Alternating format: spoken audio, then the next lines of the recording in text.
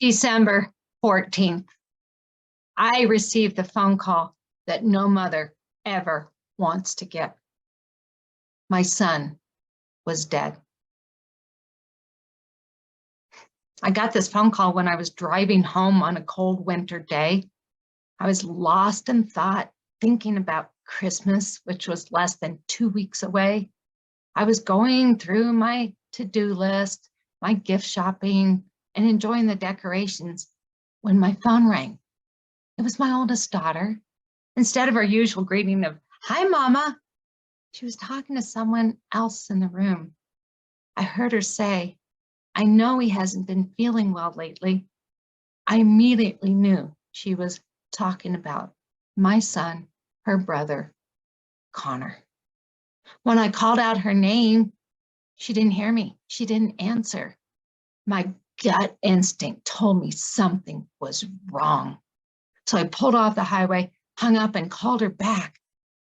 And when she answered, she could barely utter through tears and gasps, "Mama, this is the hardest thing I will ever tell you. Connor is dead. He killed himself." I slammed my hands against that steering wheel and yelled out to God and said, "How? Why?" This took me back to 30 years earlier when I learned my 9-month-old daughter died in a daycare accident. Hello, I'm Peggy Green, the grief specialist, your host for today's webinar, Holiday Grief from Dread to Optimism. Thank you for joining us today. I am sorry you were here because you were struggling with the loss of a loved one, with your grief in the holidays, yet so eternally grateful that you found us. Welcome today. In our time together, you will learn tools that will help you navigate the holidays. This presentation is meant for you if you are new to this grief journey and loss journey, been on it for some time, or somewhere in between. My son's death was during the holidays, and I had to figure out how I was going to navigate them. Christmas was a few days after his memorial service. My birthday was in there, though it's not a holiday, but it is a special day. And then New Year's, all in a span of 2 weeks. My head still spins when I think about what I went through. Does your head spin thinking about the holidays? When my daughter died 30 years earlier, resources for parents who lost a child did not exist. I crawled and climbed my way through my grief. It was horrible. Back then, I wish I had support. I felt so alone and lost. Not even my then husband related to what I was going through as a mother. Do you feel alone and lost? Now, when I look back on how I survived the death of my son, it was my practical life experiences that I tapped into. In addition to my first child's death, both my parents and sister are now gone, and I navigated those. My dad was only 69 and my sister a mere 53 years old. So unfair. I felt so lost even with them. I've had other family members pass, cousins, aunts, uncles, and even friends, and 3 young adults to suicide. The magnitude of my losses is extensive. I survived them though, and I'm here to share with you how you can too. So I combine the tools from navigating so many losses with my experience as a personal trainer, nutrition consultant, and wellness coach to develop the 3 phases to move through grief to healing. The first phase is acceptance. Second, understanding your fear. And third, recovery in physical, mental, and emotional health. These areas of health are so important. I believe that to truly move through your grief, you must take a holistic approach to your healing by addressing your physical, mental, emotional, and spiritual health. Today, you will learn my 3 most requested tips to survive the holidays. Number 1 is giving yourself permission to heal and feel.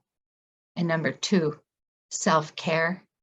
And our 3rd tip is have a plan.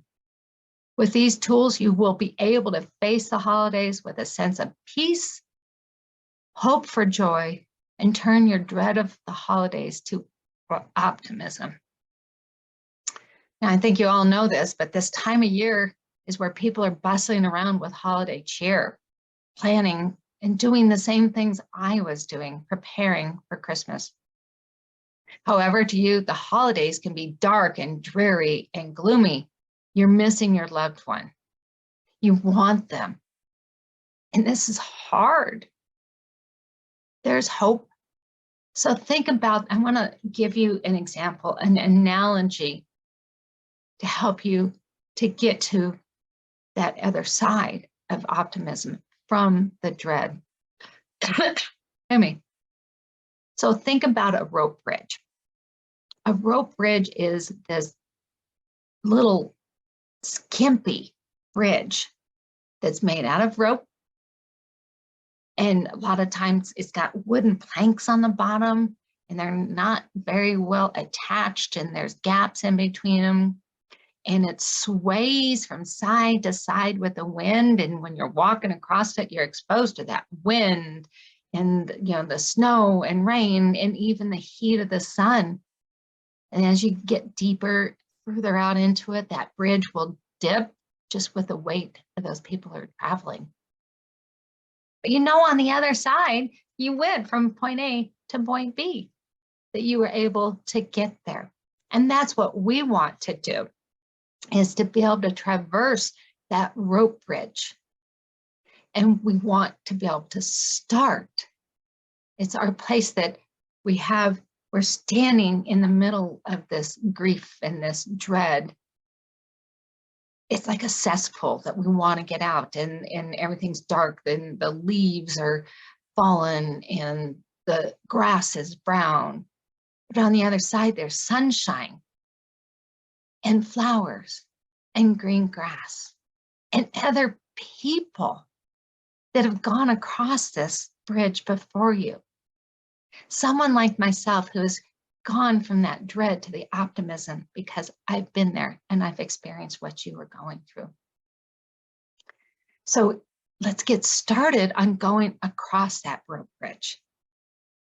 So I like to equate that to giving yourself permission to heal and permission to feel.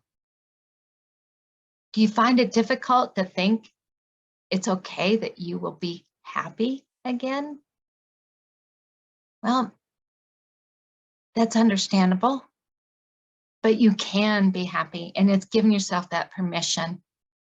And one of the things that you can do, many people wind up doing, is avoiding your grief and taking that first step across that rope bridge with things like busyness and alcohol and caring for others.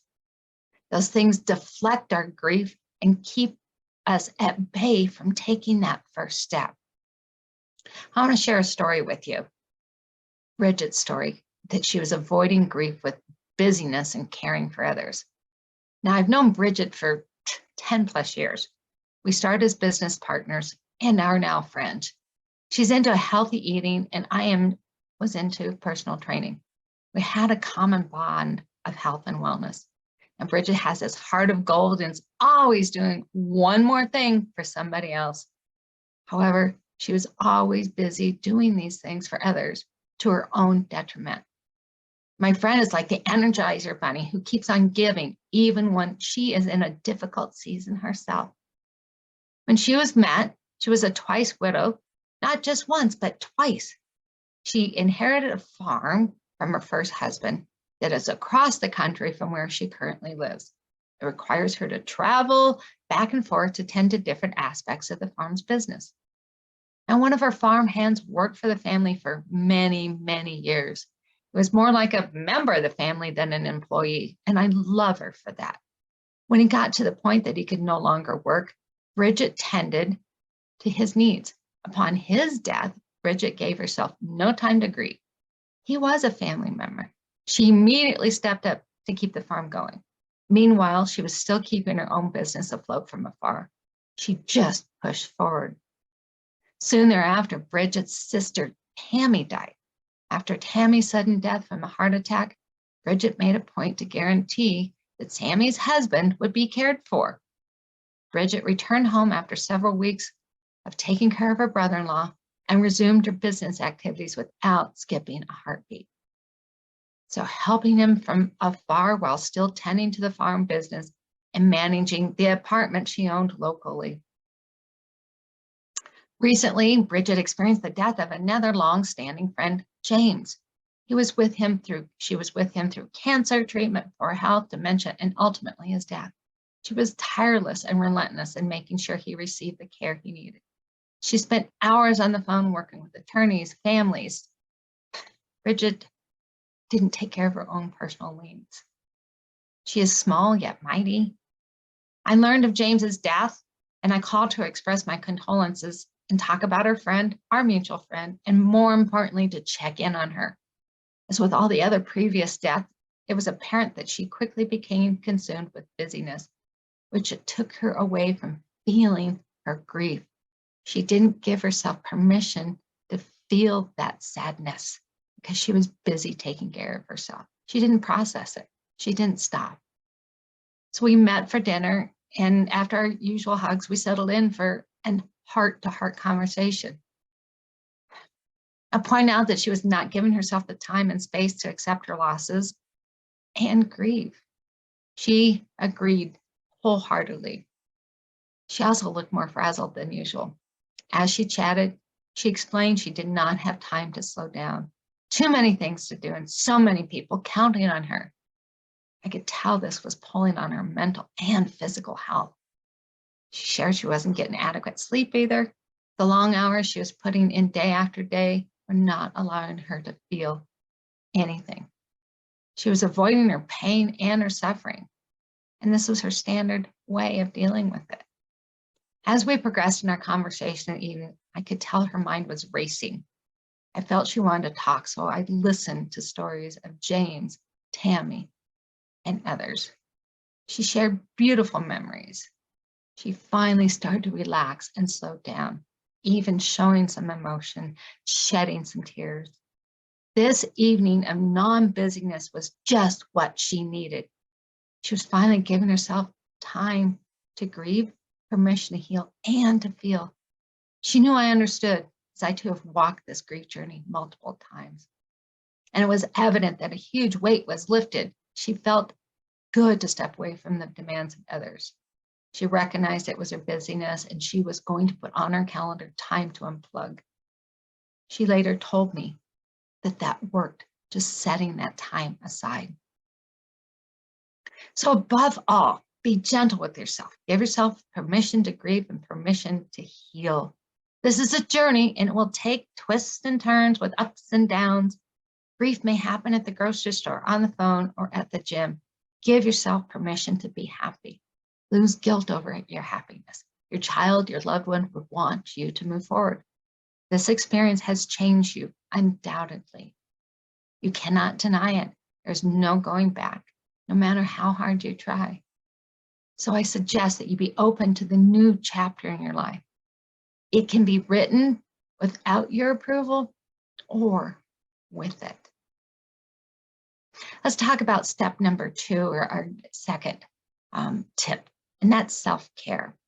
Now, I do want to tell you that there's no right or wrong way to acknowledge and work through those special times, holidays and birthdays and angelversaries. Don't let anyone tell you differently. However, there is a healthy way and an unhealthy way that is not. You want to make sure you're doing things in a healthy manner. And you do that through self-care. In the beginning, after my son's death, I had difficulty sleeping and frequently cried myself to sleep. Do you experience the same thing, or even are tired and sick? Yeah, grief can do that to you. And that happens because you're not taking care of yourself. So I want to share with you another story. I find that they just make an impact and a huge difference. And so for many of us, most of us, I'm going to assume, have traveled on an airplane at least once. And you go through all the gates, you get onto the airplane, you're carrying your bag, you carry on, you're looking for your seat, and you finally find it. And then you put some things underneath your seat, and then you put some other things up above in the overhead storage bin. You settle into your seat and wait for all the other passengers to get on board. And then before you even start to push off, the flight attendants come on and share some safety instructions. First one, they always make sure that your seatbelt is buckled and tight, then your seat back is upright, and that tray where you can put your drinks or your phone is put up, and they direct you and tell you where to find the seat cushion in the event of having a crash landing in water. And then they finally talk about the oxygen mask, that oxygen mask that they demonstrate, that they put on, and they talk about putting that on in the event that the air pressure drops in the cabin of the airplane. Oxygen is really important for us, and we need that to be able to function. They also instruct you to put your oxygen mask on first. So when I talked to one of my clients, Katie, she was just feeling overwhelmed because she was trying to take care of everybody else, take care of her kids, continue to work, the demands of her husband, and the expectations of her friends. Katie so desperately wanted to get outside and take a walk without her children. She wanted to go to the gym to release some tension. But she felt guilty, and her friends told her that she shouldn't be trying to do that. When I shared the oxygen mask story with her and told her she needs to take care of herself first, this is what she understood, is if you don't give yourself oxygen first, then you're unable to help anybody else around because you've passed out. So you put your oxygen mask on first, then you assist the older people, the younger people, the people around you. And that's why it's important for you to put your oxygen mask on first. And that oxygen mask is self-care. So I want to spend a few minutes and go ahead and talk about some areas in self-care. And one is water. Water is so easy for us to incorporate into self-care. And why do you want to drink water? Water is important because all of your functions of the body count on it. Anything from digestion to cell replication to bone health to your brain focus. All of those things depend on water. It's essential. It's not something that you want to forget. It can even hydrate your skin. It can help with sleeping. So many things. So it's recommended to drink 1/2 your body weight in ounces of water. So what does that look like? And how do you calculate that? So if you weigh 140 pounds, you divide 140 by 2, and you get 70. So you should be drinking 70 ounces of water. Now, one cup is 8 ounces of water. So think about it. So this has 16 ounces of water. Even drinking, if I were to need 72 ounces of water, it would be 9 glasses of water. Okay? And so you want to be able to drink that. And the thing is that, yeah, you think, I'm going to be having to hit the bathroom a lot. True, initially. But then what happens with that is that you are able to, your body starts to absorb that water. And it makes it easier for your body to use it instead of letting it go through so quickly. Kind of like a dried up sponge. The wetter it gets, the more it absorbs until it gets to that point of saturation, then you squeeze it out. Your body's like that. Your organs will use it. Your blood will take it. Your skin will take it. So that is overall beneficial, and it helps to clear brain fog that's associated with grief. Do you have difficulty remembering things or focusing? Just start with drinking some water, and that can be a big help for you. Then we'll talk about sleep. As I mentioned earlier, I found it really difficult to sleep because I just was grieving and my heart hurt. And that's when I thought of my son the most, was at night, is when I didn't have, distractions of the day of even just taking care of myself and showering and eating and continuing to work. But nighttime was the hardest. So on top of what you're experiencing with your grief, we want to increase your odds of having a better night's sleep. So the first thing I highly recommend is you stop using technology 3 hours before going to bed. So if you go to bed at 10, stop using technology at 7 p.m. Well, there's a couple reasons, because technology actually emits blue lights, which stimulates your brain into thinking it's daytime, making it really hard for your body to shut down and go to sleep. And the other piece of that is then you're not having all these negative reports, the news, or going through your social media and seeing all the negative things that happen, the bad things that have happened, because really those things can drag us down and make our grief worse. So stop using technology 3 hours before going to bed. And if you use your cell phone for an alarm, buy an old-fashioned alarm clock. Change that. Then you want to focus on nutrition.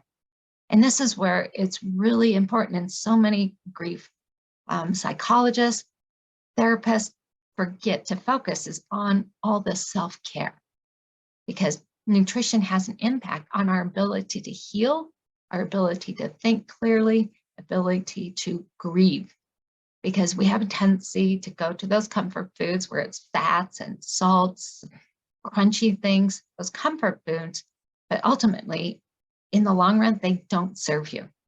They add to inflammation, which your body's already going through because of the stress. It adds to your brain fog. It can possibly add weight gain. It increases your odds of getting sick, common colds and flus, or even common cancers. We all have cancer cells that are pulsing around our body, and when we give openness to them by reducing our immune system, then cancer can happen in our body. And that's one of the things you don't want to add to already what you're going through. So it's simple. You want to make sure you're getting fruits and vegetables into your diet, and reducing the sugar and gluten, and getting into healthy foods. I also use something, and I do it every day. I doubled up on it after I learned of my son's death. I started doubling up on my Juice Plus. And this is fruit and vegetables, which are powdered, put into a capsule. Literally, it's that. It helps me to bridge what I should be eating and what I'm not eating. It's recommended to get 9 to 13 servings, the size of your fist. That's really hard to do, but this helps to bridge that nutritional gap, and it makes it so easy. And then I still continue to focus on healthy food, good food that makes me feel good and is good for me in the short term and in the long run.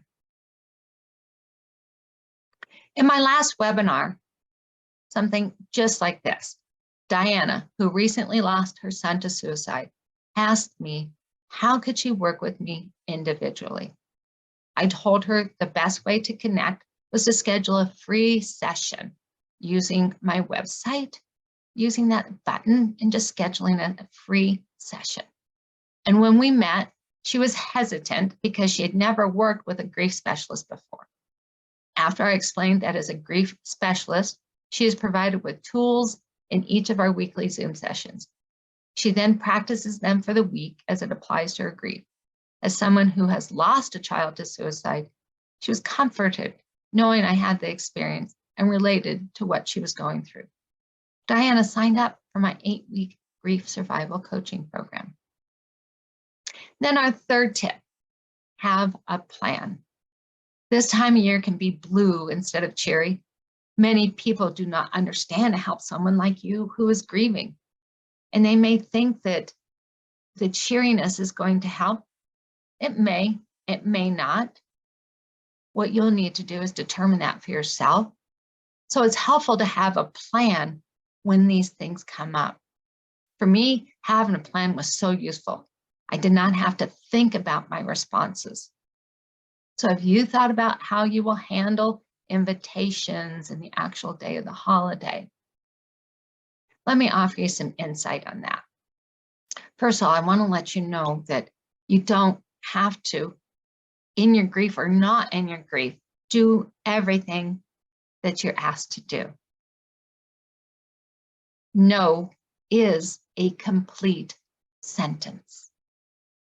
Let me repeat that. I think that really bears hearing a second time. No is a complete sentence. It doesn't require explanation. If somebody asks you and you don't feel like you want to attend an event, you don't want to go holiday shopping, simply say no. No, thank you. I am not interested. And within that, in having that plan, I really like having a buddy system. And that buddy system can be applied anywhere you need to go. If you need to go to the grocery store and you think that there's this possibility that something can trigger your grief, your sadness, and you'll wind up crying, again, it's okay to cry in the grocery store, but it's nice to have somebody to be there and to support you and can say, yeah, we can do this. We can leave. We can do whatever you want. So you take a buddy with you to an event. Who's that person that you can stand side by side? They can act as your wingman in your grief, that they're there to support you. They can field questions for you. If you don't want to talk about what happened, have your friend there. They can answer those questions on your behalf. And also you can use a friend in the next part of this with your exit strategy. So let's say you decide that you want to give it your best shot at going to an event, whatever it may be, whether it's a holiday bazaar, a Christmas party, a tree lighting, take that buddy with you, have an exit strategy. If you get overwhelmed, if you feel that your grief is overtaking you, you don't want to be there anymore, have a plan, use a code word and say, the sky is blue. That means to them, it's time. You're done, pack up and head out. So with that, no is a complete sentence. Have a buddy system and have that exit strategy. So by now, you know that I'm a grief specialist.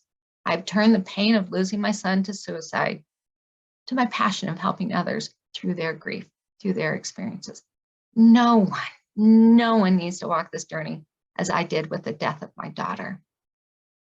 The way of life has changed, and people no longer have support systems in times of grief. Do you feel that way? Things have changed. You don't have family around. People don't understand. And that is why having someone walk beside you, help you, and be there for you is critical to move through your grief to healing. I recommend you find someone to work with. And here are 3 things that you really need to consider when seeking help. Number 1, do they use theory and knowledge from a book? Does the person have the same experience as you? I have walked in your shoes. I am proof that you can survive the loss of a child and live a fulfilling and productive life. And then number 2, when you're looking for somebody, the tips and tools they tell you, others, are they ones that they practice themselves? Do they use them, or is it all theory? Everything that I teach and share with you are 100% responsible. for me being here where I am today, and you can use them too to move through your grief. It's practical life experiences, and they work. In the third one, really ask, why do they do what they do? Was it just something random that they decided that I want to be a psychologist and they went to school for it? Yeah, I have education. I have education in health and wellness and business. But I became a grief specialist after my own experiences. I wanted to help others. No one needs to walk this journey alone. Since you attended today's webinar, I am giving you a gift. My gift is a grief assessment. This is one of the tools that I developed to check progress for my clients as they move from grief to healing. This helps determine your ability to adapt to loss. It evaluates your tendency towards prolonged grief, and it assesses the intensity of your reaction to your loss. Take the 5-minute assessment and then schedule a time to review your results. That can be found at thegriefspecialist.com under resources, grief assessment. So again, that's under thegriefspecialist.com under resources and grief assessment. Today, you learn my top 3 tips for navigating holiday grief and moving from dread to optimism. Give yourself permission to heal and feel is number 1. Number 2 is self-care. And number 3 is to have a plan. There will be ups and downs. Some days will be better than others. It gets better. I know. I understand. I've walked on your shoes. However, it does not get better by itself. You need to be an active participant in your healing. You can use these tools that I've given to you. In the beginning, it may feel awkward or they are not working. Keep practicing, keep doing your best. This is not about progress. This is about progress and not perfection. The tools will and do help. Thank you for joining me today.